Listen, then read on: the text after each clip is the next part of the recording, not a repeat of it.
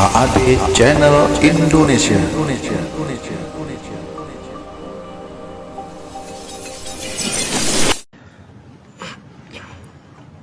Assalamualaikum warahmatullahi wabarakatuh. Innal hamdalillah nahmaduhu wa nasta'inuhu wa nastaghfiruh wa na'udzu billahi min shururi anfusina wa min sayyiati a'malina. Man yahdihillahu fala mudilla lahu wa man yudlil fala hadiya lahu. Asyhadu an la ilaha illallah wahdahu la syarika lahu wa asyhadu anna Muhammadan 'abduhu wa rasuluh.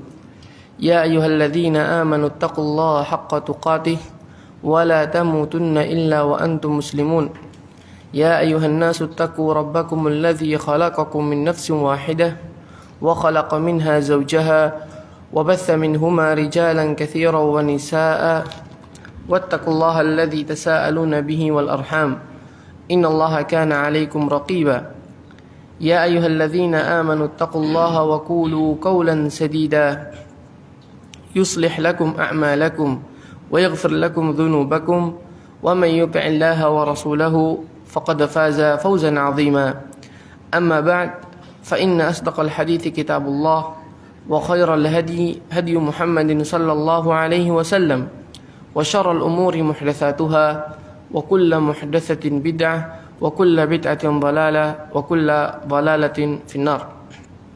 Alhamdulillah, pada kesempatan kali ini kita diberikan kesempatan oleh Allah Subhanahu wa taala untuk melanjutkan kembali kajian kitab Syarah Sifat Salat Nabi sallallahu alaihi wasallam di Syekh Al-Albani rahimahullahu taala. Pada pertemuan yang terakhir kita sampai pada bab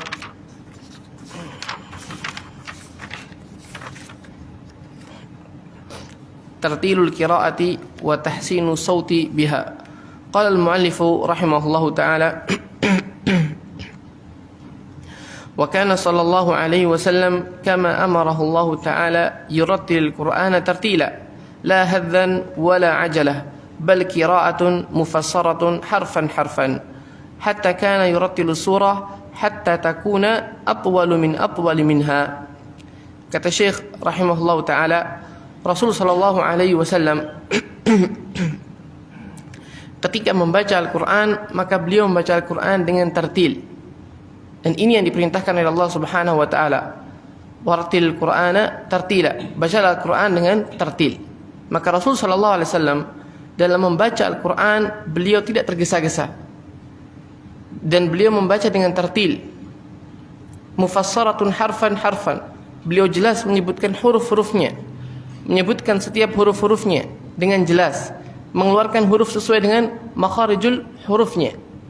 Ini cara Nabi SAW ketika membaca Al-Quran.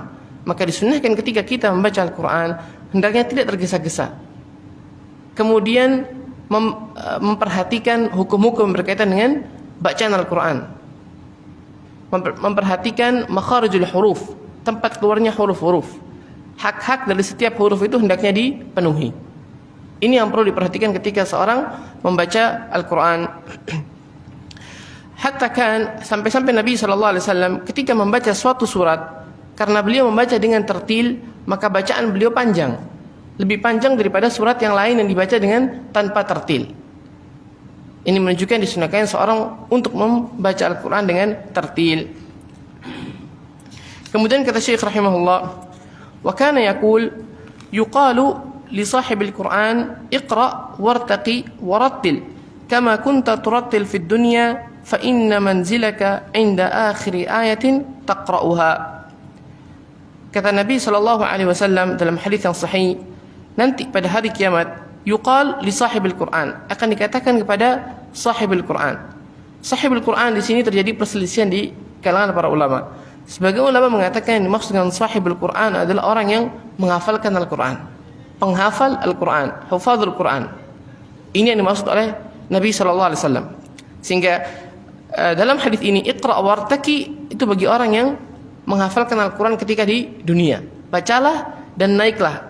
Artinya orang yang menghafalkan Al-Quran ketika di dunia, menghafal Al-Quran, hufadzul Quran ketika di dunia, maka pada akhirat nanti, di hari kiamat nanti, Allah Subhanahu wa taala akan menyuruhnya untuk membaca Al-Quran. Dan bacaan Al-Quran ini menyebabkan derajatnya naik. sampai pada akhir ayat yang dibacanya. Jadi perbedaan derajat tinggi dan rendahnya sesuai dengan bacaan. Ketika bacaannya semakin banyak, maka derajatnya semakin tinggi. Ketika bacaannya kurang, maka derajat tidak terlalu tinggi. Pendapat pertama mengatakan ini bagi orang yang menghafalkan Al-Quran. Pendapat yang kedua mengatakan ini bagi orang yang banyak membaca Al-Quran. Maka orang yang banyak membaca Al-Quran dunia, nanti pada hari kiamat Allah berikan kepada dia kemudahan untuk membaca Al-Quran. Namun yang lebih rajih, Allah Ta'ala alam, adalah yang pertama, sebagaimana disebutkan oleh Syekh Al-Albani rahimahullahu ta'ala. Jadi yang dimaksud dengan sahibul Quran adalah orang yang menghafalkan Al-Quran. Karena kalau membaca Al-Quran, kata Syekh, maka tidak ada maziyah, tidak ada keistimewaan. Semua orang membaca Al-Quran. Maka yang lebih cocok adalah orang yang menghafalkan Al-Quran. Ini menunjukkan keutamaan bagi orang yang menghafalkan Al-Quran ketika di dunia. Maka hendaknya kita meluangkan sedikit waktu untuk menghafalkan Al-Quran. Mungkin satu hari satu ayat, atau satu hari 2 ayat. Maka ketika dengan berjalannya waktu akan terkumpul banyak surat yang kita hafal. Ini merupakan suatu keutamaan. Kata Nabi SAW, Iqra wartaqi, akan dikatakan kepadanya bacalah dan naiklah. Artinya naik derajatmu di surga. Warattil, dan bacalah dengan tartil, kama kunta turattil fid dunya, sebagaimana engkau dulu ketika di dunia membaca Al-Quran dengan tartil. Fa inna manzilaka, karena kedudukanmu di surga, inda akhiri ayatin taqra'uha, pada akhir ayat yang kau baca. Ini menunjukkan keutamaan orang yang menghafalkan Al-Quran.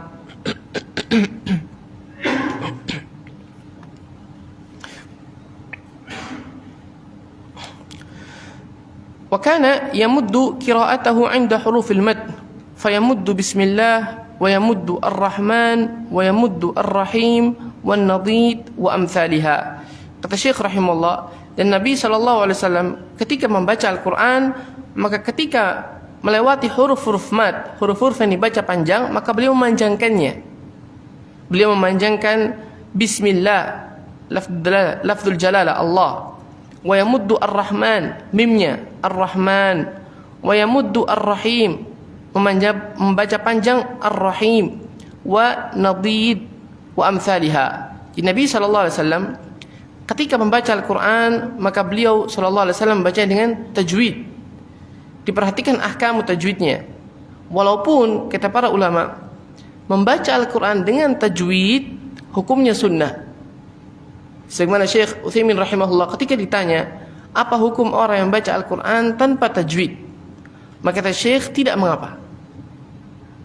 Membaca Al-Quran dengan tanpa tajwid tidak mengapa. Namun lebih utama, lebih afdal orang membaca Al-Quran dengan tajwid.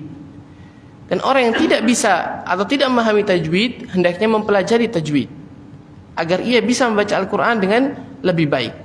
Dalilnya apa? Dalilnya hadis Nabi SAW. Kata Nabi SAW, Al-mahir bil-Quran ma'a safratil kiramil bararah, walladhi yaqra'ul Quran wa yatata'ta' wa huwa alaihi syadidun falahu ajran. Kata Nabi SAW, orang yang pandai membaca Al-Quran, maka ia bersama dengan safratil kiramil bararah, para malaikat. Walladhi yaqra'ul Quran wa yatata'ta', dan orang yang membaca Al-Quran dengan terbata-bata. Ini menunjukkan tidak membaca dengan tajwid. Wa huwa alaihi syadidun, dan bacaan Quran itu berat baginya. Falahu ajran, maka baginya 2 pahala. Kata Syekh, maka hadis ini menunjukkan hukum tajwid tidaklah wajib. Karena Nabi SAW mengatakan wa huwa yatata'ta wa huwa alaihi syadidun falahu ajran. Dia membaca dengan terbata-bata, berat bacaannya, tapi mendapatkan 2 pahala. Sehingga tidak wajib orang membaca dengan tajwid. Namun ditekankan untuk mempelajari tajwid dan membaca Al-Quran dengan tajwid. Wallahu ta'ala alam. Wa kana yakifu ala ru'usil ay kama sabaqa bayanuhu.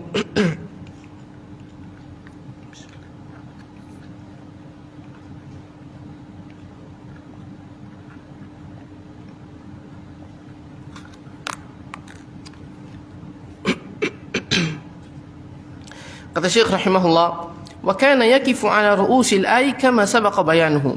Dan Nabi SAW bacaan Al-Qur'annya, beliau membaca setiap ayat. Artinya setiap ayat kemudian berhenti. Kemudian membaca lagi ayat berikutnya berhenti. tidak menyambung antara ayat yang satu dengan ayat yang lainnya. Ini cara Nabi SAW ketika membaca Al-Quran. Beliau stop atau berhenti di setiap akhir ayat.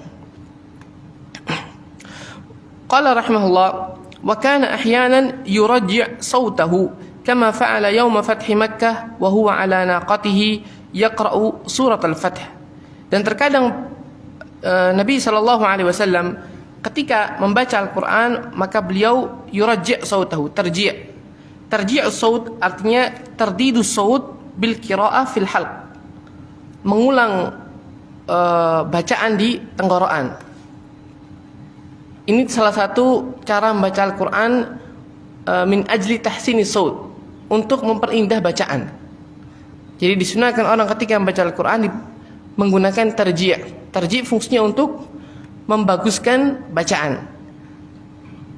Yaitu contohnya misalnya orang baca inna fatahna laka fatham mubina.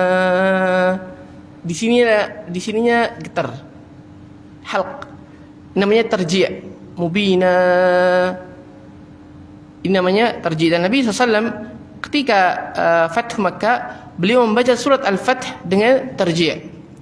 Di sini ada dua pendapat kan para ulama. Yang pertama mengatakan sebab tarji'nya Nabi SAW itu tardidus saut, itu karena gerakan dari untanya, makanya suaranya ada tarji'nya. Ini pendapat yang pertama. Pendapat yang kedua mengatakan tidak, Nabi SAW membaca Al-Quran, membaca surat Al-Fath dengan tarji' bukan karena gerakan untanya yang naik turun. Kan ketika orang naik kendaraan, naik binatang unta, pasti kan ada naik turunnya. Nah ini menyebabkan tarji' katanya. Pendapat kedua mengatakan tidak, Nabi SAW membaca Al-Quran dengan tarji' ini disengaja, karena Nabi SAW ingin memperbagus bacaannya, sehingga disunahkan seorang ketika membaca Al-Quran membaca dengan tarji'. Dan ini yang lebih rajih, karena perawi hadis ketika meriwayatkan hadis tersebut beliau menirukan tarji' Nabi SAW. Ini menunjukkan bahwasanya pemahaman rawi tersebut Nabi SAW melakukannya bukan karena gerakan untanya, tapi karena disengaja. Karena kalau seandainya ini karena gerakan untanya, maka perawi hadis tersebut tidak perlu mengulangi tarji' Nabi SAW.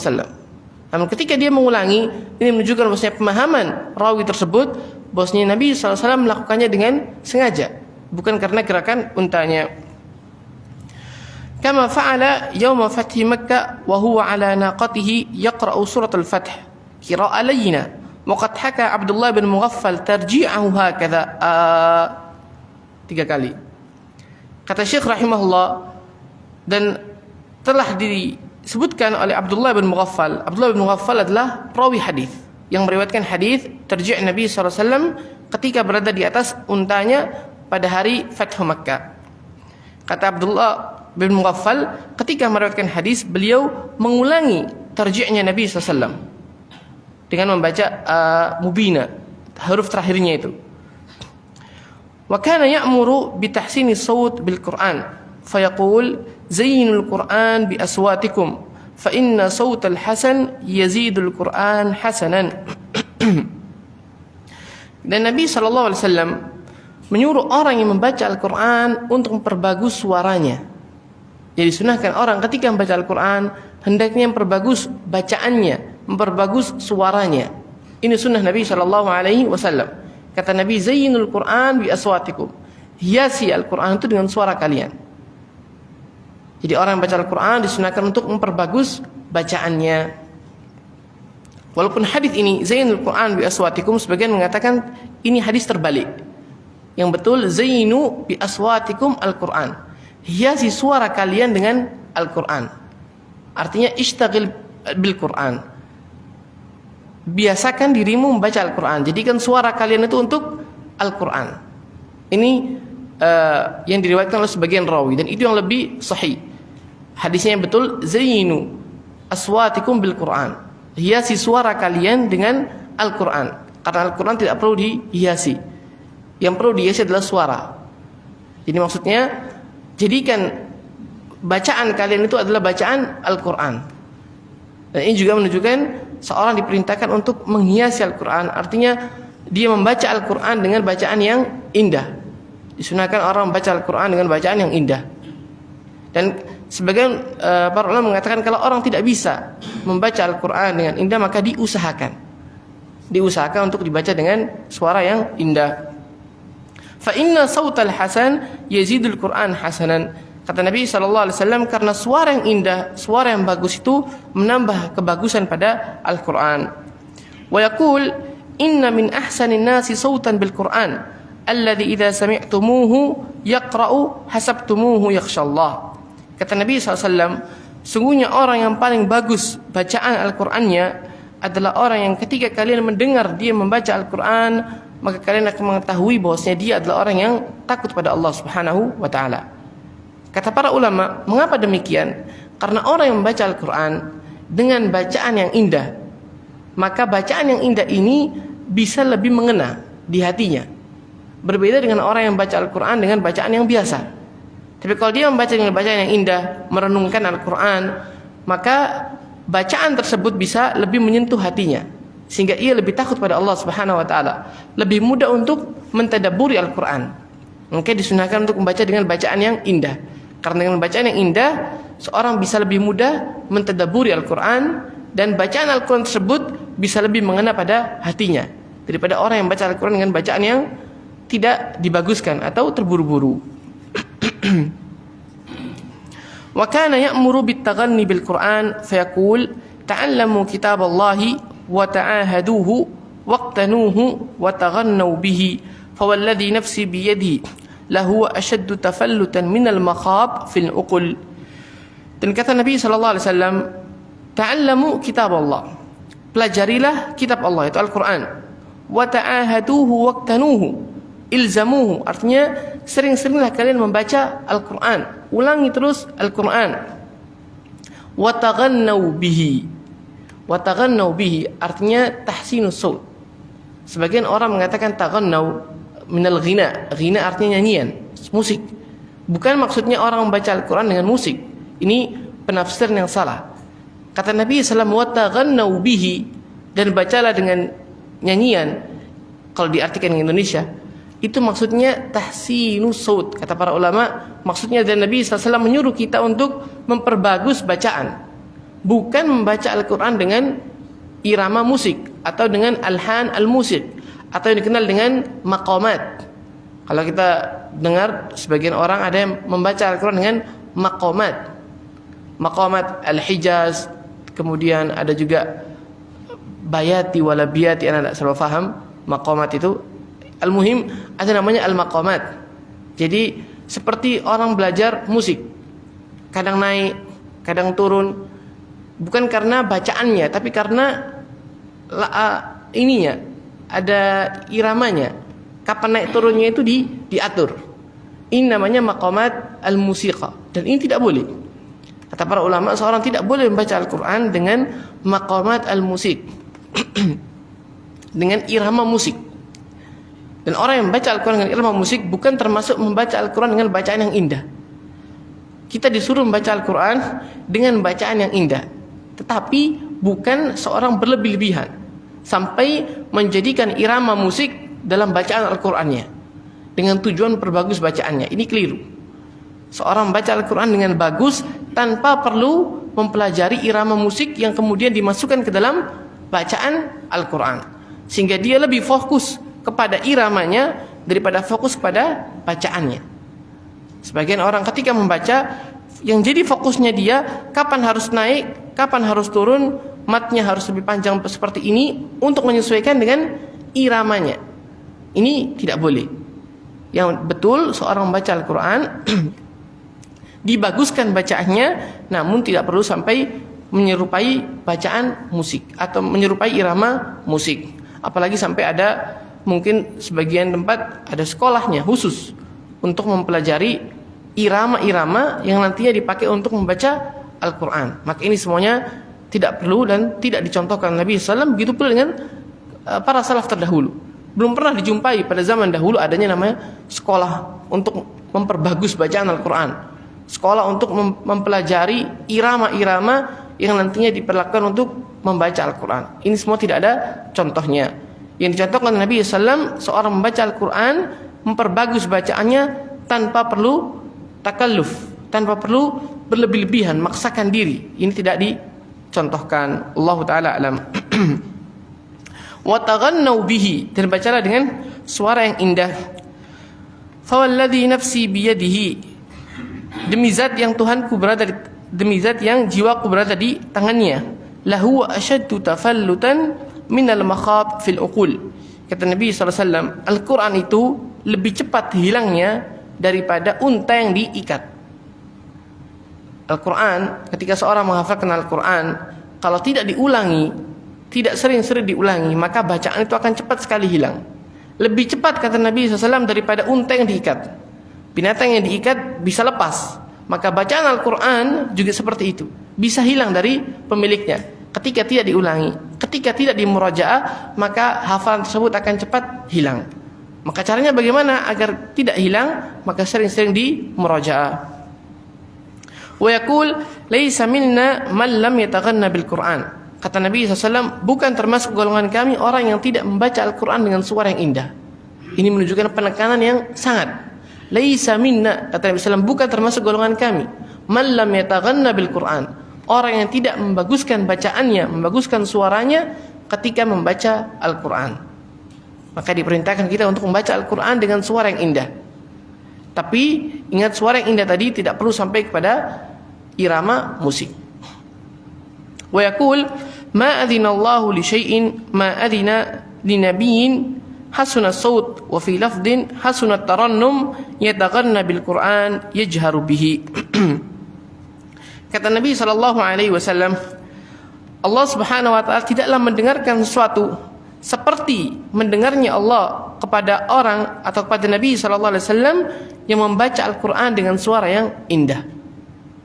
Kata para ulama, ini menunjukkan keutamaan bagi orang yang membaca Al-Quran dengan suara yang indah, karena Allah Subhanahu wa Ta'ala mendengarkan bacaannya. Dan Allah mendengarkan bacaan orang yang membaca Al-Quran dengan suara yang indah, itu melebihi mendengaran Allah kepada orang yang membaca selain Al-Quran atau membaca Al-Quran dengan suara yang tidak indah. Ini menunjukkan keutamaan orang yang membaca Al-Quran dengan suara yang indah. Dan ini menunjukkan penekanan, hendaknya seorang ketika membaca Al-Quran membaca dengan bacaan yang indah. Wa qala li Abi Musa al-Ash'ari, law ra'aitani wa ana astami'u bi qira'atika al-bariha laqad utita mizmaran min mazamiri Ali Dawud. Kata Nabi SAW kepada Abu Musa al-Ash'ari radhiyallahu ta'ala anhu, law ra'aitani, seandainya engkau melihatku tadi malam ketika aku mendengarkan bacaanmu, laqad utita mizmaran min mazamir Ali Dawud, sungguh engkau diberikan seruling. Maksud seruling di sini, kata para ulama, tahsinus saut, suara yang bagus. Artinya, sungguhnya engkau wahai Abu Musa diberikan oleh Allah Subhanahu wa Ta'ala suara yang indah, sebagaimana Dawud alaihissalam diberikan kepada Allah suara yang indah. Ini maksud dari hadis tersebut. Bukan maksudnya Abu Musa diberikan seruling, bukan, maksudnya diberikan suara yang indah, sebagaimana Dawud alaihissalam diberikan suara yang indah oleh Allah Subhanahu wa Ta'ala. Maka kata Abu Musa, "Law 'alimtu makanaka lahabartu laka tahbira." Wahai Rasulullah, seandainya aku tahu engkau mendengarkan bacaanku, maka akan aku baguskan lagi bacaanku.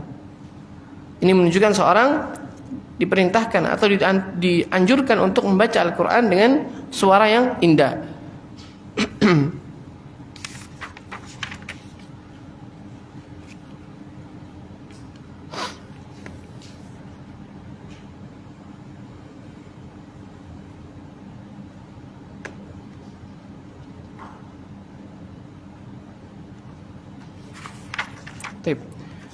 Kemudian kata Syekh rahimahullah, Al-Fathu al-Imam, bab membetulkan bacaan imam.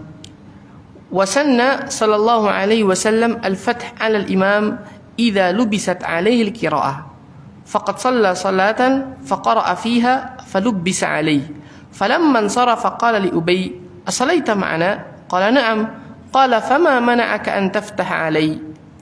Kata Syekh rahimahullah, bab membetulkan bacaan imam. Al-fath ala al-imam artinya talqinul ma'mum al-imam al-ayah inda tawakkuf fiha. Yang dimaksud dengan al-fath ala al-imam adalah seorang makmum membetulkan bacaan imam ketika imam itu berhenti, artinya tidak bisa melanjutkan bacaannya, atau imam salah. Wa sunnal fath, wa sanna sallallahu alaihi wasallam al-fath 'ala al-imam idza lubisat 'alaihi al-qira'ah. Dan disunahkan, hukumnya sunnah, seorang makmum membetulkan bacaan imam. Jadi al-fath 'ala al-imam kalau mau diperinci itu ada dua. Ada yang hukumnya wajib, ada yang hukumnya sunnah. Membetulkan bacaan imam itu terkadang menjadi wajib. Kapan? Ketika imam salah membaca Al-Fatihah. Maka ketika imam salah membaca Al-Fatihah, wajib bagi makmum untuk membetulkan bacaan imam. Mengapa? Karena bacaan Al-Fatihah hukumnya rukun. Sehingga dalam kaidah ma la yatimul wajibu illa bihi fahuwa wajib. Sesuatu yang hukumnya wajib kemudian tidak bisa kecuali ada sarana yang melakukannya, maka sarana tersebut menjadi wajib. Ketika bacaan imam membaca Al-Fatihah hukumnya wajib, kemudian imam salah, maka wajib bagi makmum untuk membetulkannya agar bacaan tadi menjadi sempurna. Ini hukumnya wajib. Jadi ketika imam salah membaca Al-Fatihah, makmum wajib untuk memberitahukan atau wajib untuk membetulkan. Adapun selain Al-Fatihah, kata para ulama hukumnya sunnah. Sebagaimana bacaan setelah Al-Fatihah hukumnya sunnah, maka membetulkan bacaan imam selain Al-Fatihah juga hukumnya sunnah. Faqad shalla salatan, Nabi SAW pernah salat, kemudian beliau membaca surat. Falubbisa alaih, maka Nabi SAW keliru. Falamman sarafa, tapi tidak ada yang memberitahukan. Ketika Nabi SAW salat, kemudian beliau salah membaca ayat, tidak ada para sahabat yang membetulkan. Disebutkan dalam beberapa riwayat, Nabi SAW meninggalkan ayat. Artinya tidak membaca, ada ayat yang tidak dibaca, dilompati. Maka para sahabat diam, tidak ada yang membetulkan. Ketika selesai salat, maka Nabi bertanya kepada Ubay, karena Ubay bin Ka'ab sahabat Nabi SAW yang hafal Al-Quran. Ubay termasuk sahabat Nabi SAW yang hafal Al-Quran. Maka ketika selesai salat, Nabi mengatakan kepada Ubay, "As-salaita ma'ana? Apakah engkau salat bersama kami?" Kata Ubay, "Na'am." Qala, "Fama mana'aka an taftah alai?" Kalau engkau salat bersama kami, kenapa engkau tidak membetulkan bacaanku? Disebutkan dalam riwayat yang lain, para sahabat mengatakan, kami menganggap ayat tersebut telah dihapus, nusikhat. Makanya mereka tidak membetulkan bacaan Nabi SAW. Dan ini menunjukkan bahwa Nabi SAW adalah manusia biasa, bisa lupa. Sebagaimana orang selain beliau bisa lupa, maka Nabi SAW juga bisa lupa. Ini menunjukkan Nabi SAW adalah manusia biasa. Dan ini menunjukkan disunahkannya makmum untuk membetulkan bacaan imam ketika imam itu salah atau imam tersebut terdiam, tidak bisa melanjutkan bacaannya. Maka disunahkan untuk makmum untuk membetulkan bacaan imam. Dan ada sedikit adab yang berkaitan dengan membetulkan bacaan imam. Adab-adab yang perlu diperhatikan ketika seorang makmum membetulkan bacaan imamnya. Yang pertama, an yakuna al-fathu 'ala al-imam min al-aqrab fi sufuf. Ini yang perlu diperhatikan. Yang pertama, dalam masalah membetulkan bacaan imam, yang berhak membetulkan bacaan imam itu yang paling dekat dengan imam, shaf pertama. Diulangi, yang berhak membetulkan bacaan imam itu orang yang sholat di shaf pertama atau shaf kedua. Sehingga ketika imam itu salah, jangan yang orang sholat di shaf yang terakhir langsung betulkan, karena ini menyebabkan kegaduhan dalam masjid. Apalagi kalau masjidnya itu besar, yang di tengah yang di akhir diam, tidak usah ikut membetulkan. Karena ketika dia berteriak dengan suaranya, imam tidak bisa mendengar bacaan dia. Yang pertama, kedua menyebabkan kegaduhan dalam masjid. Sehingga kata para ulama, yang membetulkan bacaan itu yang dekat dengan imam, yang mungkin bagi imam itu untuk mendengar bacaannya. Ini yang membetulkan bacaannya. Adapun yang jauh dari imam, sekalipun dia tahu yang betul bagaimana, maka tetap dia diam, karena dia jauh dari imam. Karena seandainya dia teriak, imam belum tentu bisa mendengar. Dan teriakan dia ini mengganggu orang lain yang sholat dan menyebabkan kegaduhan dalam masjid. Makanya kata para ulama, hendaknya orang yang sholat dekat dengan imam itu orang yang mengerti atau hafal Al-Quran. Sehingga ketika imam itu salah, dia bisa membetulkan. Atau imam tersebut mungkin batal salatnya, dia bisa menggantikan imamnya.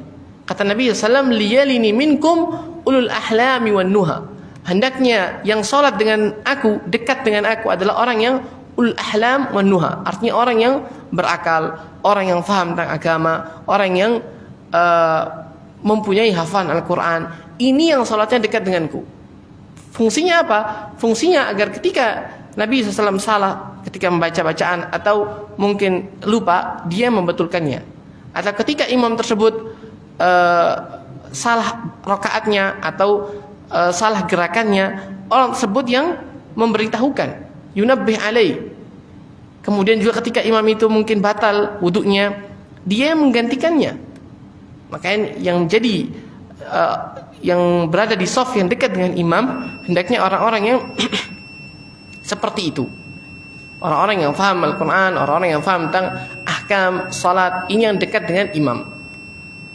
Kemudian ketika imam salah, maka dia yang pertama kali membetulkan.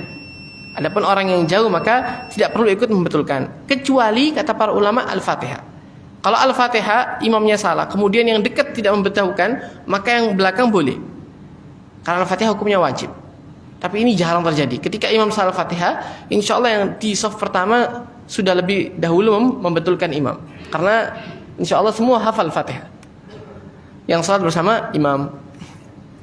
Ini yang pertama. Kemudian yang kedua, antakuna an-niyatu man yaftahu alaihi at-tadhkir aw at-tashih wa la yanwil qiraah.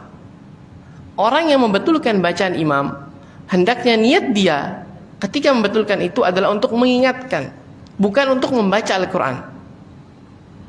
Ketika dia membetulkan bacaan imam, niat dia ketika membetulkan bacaan tersebut adalah niat membetulkan, mengingatkan, bukan niat untuk membaca Al-Quran. Ini juga yang perlu diperhatikan ketika seorang membetulkan bacaan imam. Kemudian yang ketiga, adamul musara'ah awil mubadarah bil fath idza sakata illa idza alima anna sukutahu min ajli nisyan. Ini juga penting. Ketika imam itu diam, maka makmum jangan langsung membetulkan bacaannya. Terkadang imam itu diam sedikit, makmumnya harus betulkan. Padahal imam ini diam bukan karena lupa. Imam ini diam bukan karena lupa. Mungkin karena ada sesuatu di tenggorokannya atau hilang nafasnya, perlu ngambil nafas lagi. Ini bukan karena lupa, namun makmum langsung membetulkan. Makanya kata para ulama, kalau imamnya diam, jangan langsung dibetulkan, ditunggu dulu. Karena banyak kemungkinan. Bisa jadi nafasnya habis, atau bisa jadi imamnya ini sedang merenungkan ayat tadi, atau yaghlibu alaihil huzn. Terkadang sebagian imam ketika membaca Al-Quran melewati ayat-ayat tertentu terbawa. Artinya dia sedih dengan ayat-ayat mungkin yang berkaitan dengan neraka, maka dia menahan agar dia tidak menangis. Maka dia diam sebentar. Nah, makmum jangan langsung untuk dibetulkan langsung. Tunggu dulu. Jangan cepat-cepatan memberitahukan imam. Karena bisa jadi diamnya imam itu bukan karena salah, namun karena ada perkara yang lain. Kemudian yang keempat, yanbaghi liman yaftah alaihi alla yasta'jila illa idza yathiq bihifdhihi. Ini juga penting. Orang yang mau membetulkan imam ketika imam itu tidak diam. Terkadang salahnya imam itu macam-macam. Terkadang dia diam, artinya dia lupa sama sekali. Ini jelas makmum membetulkan. Terkadang imam itu tidak diam, tapi imam itu terus membaca, namun kita tahu bacaan ini salah. Artinya ada ayat yang dilompati, atau ada ayat yang dibaca padahal bukan pada tempatnya. Karena sebagian surat terkadang mirip. Sebagian surat itu terkadang mirip. Maka terkadang imam ketika membaca surat ini kemasukan surat yang lain, sehingga bacaannya tercampur dan dia tidak sadar. Maka makmum ketika mengetahui hal tersebut, imamnya sudah melebihi satu ayat, sudah terlewati ayat tadi, dibetulkan, tapi jangan langsung dibetulkan. Terkadang imam ketika membaca satu ayat sampai habis, imamnya ini sudah sadar kalau tadi itu ayat itu salah, kemudian dia ulangi lagi. Makanya ketika imam itu salah, jangan langsung dibetulkan, kasih waktu dulu. Kasih waktu dia untuk berpikir. Kasih waktu dia untuk berusaha membetulkan dulu. Kalau dia sudah lanjut terus, tidak sadar kalau itu salah, maka dibetulkan. Tapi jangan langsung baru salah sedikit langsung dibetulkan. Tuh, dikasih waktu dulu, dibiarkan dulu. Karena terkadang imam itu ketika dia membaca salah, dia belum sadar. Sampai di akhir ayat dia sadar kalau itu bacanya salah, maka diulangi sama dia. Mengapa tidak terburu-buru? Mengapa makmum itu dianjurkan untuk tidak terburu-buru membetulkan Al-Quran? Karena kata para ulama, sebagian imam ketika dibetulkan bacaannya oleh makmum, maka menjadi rusak bacaannya. Artinya apa? Artinya mentalnya. Ketika seorang itu salah membaca Al-Quran, ketika dia menjadi imam, kemudian ada bacaan yang dibetulkan, yang dia salah di situ. Ini dikhawatirkan bisa mengganggu hafalan pada ayat-ayat berikutnya. Karena dia sudah menjadi takut salah. Sebagian imam ada seperti itu. Karena mungkin dia baru menjadi imam, kemudian dia baru mencoba membaca ayat-ayat yang panjang pada salat subuh misalnya. Kemudian ada yang dia salah, kemudian dibetulkan langsung. Ini dikhawatirkan menyebabkan hafalan dia pada ayat-ayat yang berikutnya menjadi lupa semua. Karena sudah takut salah. Makanya dibiarkan dulu dia membetulkan sendiri bacaannya sehingga dia lebih percaya diri. Kemudian dia bisa melanjutkan ayat yang berikutnya. Adapun kalau dia sudah melewati ayat tersebut dan tidak faham kalau ini adalah kesalahan, maka baru dibetulkan. Makanya kalau kita perhatikan ketika kita mungkin ada yang pernah sholat di Masjid Nabawi atau Masjidil Haram, terkadang imam itu salah. Sampai 2 atau 3 ayat berikutnya baru ada yang beritahu. Padahal kita ketahui ketika imam di Masjidil Haram atau Masjid Nabawi, ketika jadi imam, di belakangnya itu pasti ada imam-imam lain yang siap menggantikan. Namun mereka tidak langsung memberitahukan kesalahan imam. Terkadang itu sampai 3 ayat. Sudah berlewat 3 ayat baru dibetulkan. Terkadang 2 ayat baru dibetulkan. Karena apa? Karena diberikan kesempatan. Diberikan kesempatan dahulu buat imam tadi membetulkan bacanya sendiri. Kalau sudah tidak bisa, dirasa sudah tidak bisa, baru dibetulkan. Jangan baru salah sedikit langsung dibetulkan. Ini kasihan imamnya. Kasihan imamnya. Kemudian yang berikutnya, kata para ulama juga, kalau misalnya imam itu membaca bacaan, kita rasa salah bacaannya, jangan langsung dibetulkan. Kita periksa dulu. Jangan-jangan hafalan kita yang salah. Ini perlu diperhatikan juga. Ini bahaya ini. Yang ini poin ini bahaya. Terkadang makmum membetulkan bacaan imam padahal dia yang salah. Karena seperti yang katakan tadi, terkadang bacaan Al-Quran itu mirip. Makmum ini tidak tahu imamnya baca surat apa. Misalnya imam baca surat dari pertengahannya. Terkadang ada beberapa ayat antara satu surat dengan surat yang lain itu mirip. Maka makmum merasa ini surat ini, sedangkan imam bacanya surat ini. Maka makmum langsung cepat-cepat membetulkan, padahal imamnya tidak niat baca surat itu, sehingga terjadi kegaduhan. Makanya ketika mau membetulkan bacaan imam, hendaknya dipikirkan baik-baik terlebih dahulu. Apakah bacaan imam ini memang betul-betul salah, ataukah dia yang salah? Apalagi kalau semuanya diem, tidak ada yang betulkan. Maka ini tanda tanya, apakah memang tidak ada yang hafal kecuali dia, atau memang imamnya ini memang tidak salah? Harus diperhatikan terlebih dahulu sebelum membetulkan bacaan imam. Karena kalau dia sudah membetulkan bacaan imam, ternyata dianya yang salah, ini menyebabkan kesalahan atas kesalahan. Baik, kemudian yang berikutnya,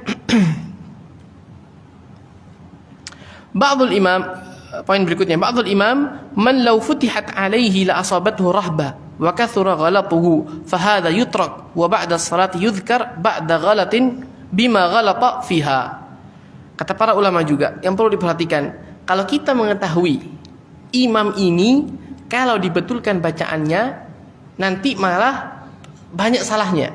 Seperti yang disebutkan tadi, terkadang beberapa imam itu ketika dibetulkan bacaannya langsung jadi rasa takut salah, sehingga bacaan setelahnya salah semua. Kita insya Allah pernah menemukan seperti itu. Ada imam yang dibetulkan bacaannya, Setelah dibetulkan tadi, ayat berikutnya salah. 2 ayat berikutnya salah lagi. Ini bukan karena dia lupa, bukan, tapi karena sudah takut. Terutama sholat-sholat yang makmumnya banyak, seperti sholat tarawih misalnya. Maka imam itu betul-betul fokus dengan bacaannya. Ketika dia salah, dibetulkan, maka hilang hafalannya. Sudah nervous duluan, sudah takut duluan, takut salah. Nah, kata para ulama, kalau kita tahu keadaan imam tersebut, artinya imam tersebut kalau dibetulkan bacaannya bakal banyak salahnya, maka dibiarkan. Setelah selesai sholat baru diberitahu, kalau tadi bacaanmu sudah ada yang salah, pada ayat ini, pada ayat ini, pada ayat ini. Kalau kita mengetahui keadaan imam tersebut seperti yang Anda sebutkan tadi, artinya kalau dibetulkan bakal banyak salahnya, maka lebih baik salah satu dibiarkan daripada salah banyak. Ini hikmah, ini namanya hikmah. Kata para ulama, ketika seorang melihat imam ini mungkin sudah pernah terjadi seperti itu, pernah dibetulkan kemudian banyak salahnya, maka ketika sholat pada waktu yang lain ada salahnya, dibiarkan. Kalau salahnya bukan Al-Fatihah, ingat, kalau salahnya bukan Al-Fatihah maka dibiarkan. Setelah selesai salat baru diberitahu, supaya tidak menimbulkan kesalahan-kesalahan pada ayat-ayat lainnya. Kemudian poin berikutnya, ahkamul fath yastawi ala rijali wan nisa fi hali imamatil mar'a bin nisa.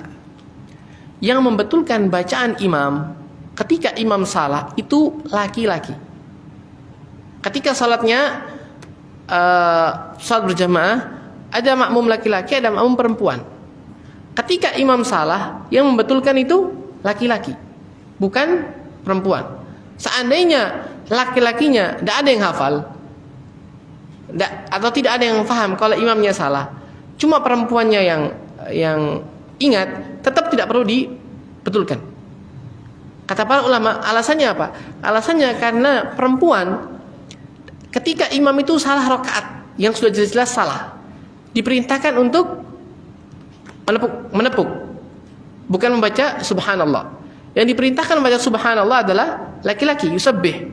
Adapun perempuan maka menepuk. Ini yang sudah jelas-jelas salahnya, seperti salah rakaat misalnya, atau salah yang lainnya. Maka ketika salah dalam bacaan, ini lebih utama. Artinya lebih utama untuk tidak mengeluarkan suaranya, lebih utama untuk tidak mengeluarkan suaranya, tidak membetulkan bacaannya. Adapun kalau seorang perempuan sholat berjamaah bersama perempuan yang lain, artinya jamaahnya semua perempuan, imamnya perempuan, makmumnya perempuan, maka dibetulkan seperti seorang laki-laki membetulkan imamnya yang salah. Namun kalau bersama laki-laki, maka dibiarkan bagi kaum laki-laki untuk membetulkan bacaan imamnya. Wallahu ta'ala alam. Kemudian poin berikutnya sebelum terakhir, idza istamarra al-imam al-khata' fa innal ma'mum la yusirru wa yatrukuhu li'annahu dhamin. Ketika makmum membetulkan bacaan imam, kemudian imamnya tetap dengan bacaannya, maka dibiarkan. Terkadang ketika makmum membetulkan bacaan imam, terutama ketika imam itu tidak diam, artinya imam terus baca, makmumnya ngerasa imamnya salah, dibetulkan sama makmumnya.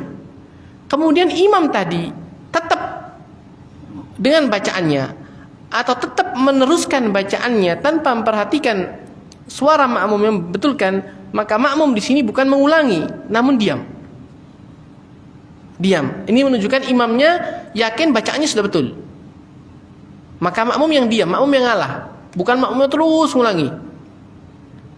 Ini menunjukkan makmumnya diam, karena imamnya di sini ketika dia diberitahu, kemudian dia tetap dengan bacaannya, ini menunjukkan dia mengetahui bahwa bacaannya sudah betul, makmumnya yang salah, atau dia merasa bacaannya sudah betul, maka nanti diselesaikannya setelah sholat, setelah selesai sholat, bukan ketika sholat. Artinya diulang-ulang terus, dibiarkan. Nanti selesai sholat baru ditunjukkan mana yang betul dan mana yang salah. Adapun ketika sholat, kalau dia sudah membetulkan, imamnya tidak mau, maka dibiarkan.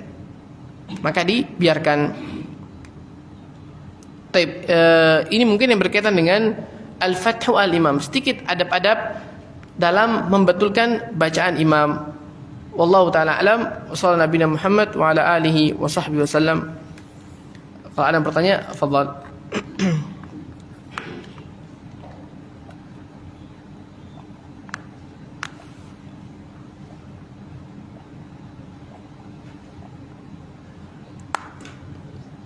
Fadhal.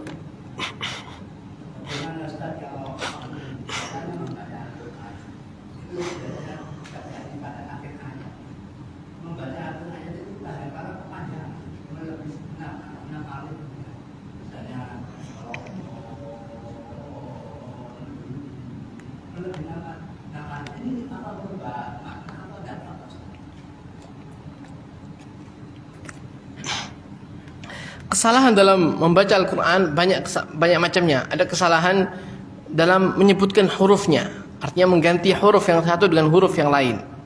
Nah, masalah mengganti huruf pun perlu dilihat. Terkadang ada kesalahan mengganti huruf yang merubah makna. Ada kesalahan yang tidak merubah makna. Artinya tidak ada memang kalimat ini dalam bahasa Arab. Seandainya dirubah pun, yang menjadi kesalahan tadi itu tidak ada dalam bahasa Arab. Ada yang sampai merubah makna. Kalau ketika merubah makna, ini fatal. Merubah makna ini fatal. Kalau masalah panjang pendek, memanjangkan sampai namanya itu tidak merubah makna. Memanjangkan ini walaupun salah tapi tidak sampai merubah makna. Kesalahan yang fatal itu kesalahan ketika seorang salah dan salahnya merubah makna. Ada panjang yang bisa merubah makna, ada panjang yang tidak bisa merubah makna. Contoh panjang yang bisa merubah makna, misalnya seorang baca Allahu Akbar, ini merubah makna. Karena maknanya berubah menjadi apakah Allah Maha Besar? Pertanyaan. Ketika orang bacakan Allahu Akbar, Allah Maha Besar. Tapi kalau alifnya dipanjangkan menjadi apakah Allah Maha Besar? Ini panjang yang merubah makna, maka ini tidak boleh. Ini tidak boleh. Tapi kalau misalnya Ar-Rahmanir Rahim sampai 10 harakat umpamanya, ini tidak merubah makna. Ini tidak merubah makna walaupun salah, tapi tidak merubah makna. Jadi ada salah-salah yang fatal, ada salah-salah yang tidak fatal. Wallahu taala a'lam. Dan di akhir ayat itu dibolehkan seorang membaca dengan panjang sampai 6, batas akhir 6. Ini hukum tajwidnya. Ini hukum tajwidnya. Wallahu taala alam. Baik. Ada lagi? Baik, cukup insyaallah. Assalamualaikum warahmatullahi wabarakatuh. HAD Channel Indonesia.